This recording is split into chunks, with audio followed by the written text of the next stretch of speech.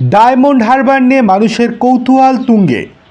একবার যা ঠিক হচ্ছে পরক্ষণেই পাল্টে যাচ্ছে হিসেব। বিজেপি প্রার্থী কে হতে চলেছেন অভিষেক বন্দ্যোপাধ্যায়ের বিরুদ্ধে, সেই নিয়ে জল্পনার কোনো শেষ নেই।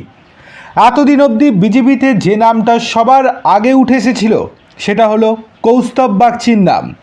কৌস্তব বাগচি সম্ভাব্য প্রার্থী হওয়ার দৌড়ে সবার আগে এগিয়েছিলেন অভিষেকের বিরুদ্ধে, কিন্তু এবার হিসেব আবার পাল্টে গেল।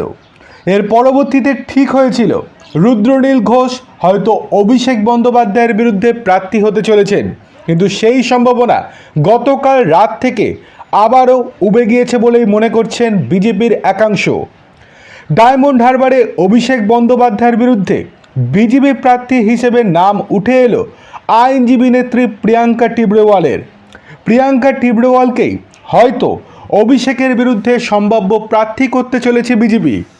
কারণ অনেকে পিছিয়ে গেলেও বিধানসভা উপনির্বাচনে ভবানীপুর কেন্দ্রে মমতা বন্দ্যোপাধ্যায়ের বিরুদ্ধে লড়াই করেছিলেন প্রিয়াঙ্কা।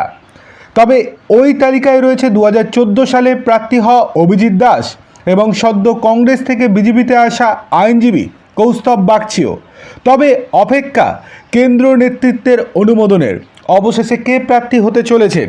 বিজেপি সূত্র মারফত জানা যাচ্ছে দলের বেশিরভাগ জনই চাইছে প্রিয়াঙ্কা টিবরেওয়ালকেই ওখান থেকে প্রার্থী করা হতে, আর কিছু পরিমাণ চাইছে সেখান থেকে প্রার্থী করা হোক কৌস্তব বাগচিকে। তবে রাজ্য বিজেপির একাংশ মনে করছে ডায়মন্ড হারবারে প্রার্থীর নাম ঘোষণায় বিলম্বের পিছনে শুভেন্দু অধিকারী এবং কেন্দ্র নেতৃত্বের অন্য একটি অঙ্ক রয়েছে।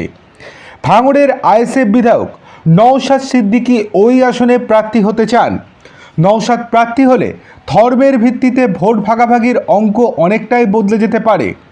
বামফ্রন্টও আইএসএফকে ওই আসন ছেড়ে দিতে রাজি। এই পরিস্থিতিতে বিজেপি আইএসএফের দিকে তাকিয়ে আছে বলে মনে করছে পদ্ম শিবিরেরই অনেকে। আইএসএফ বিধায়ক নওশাদ সিদ্দিকী ওই আসনে প্রার্থী হলে সেই অনুযায়ী প্রার্থীর নাম ঘোষণা করবে বিজেপি।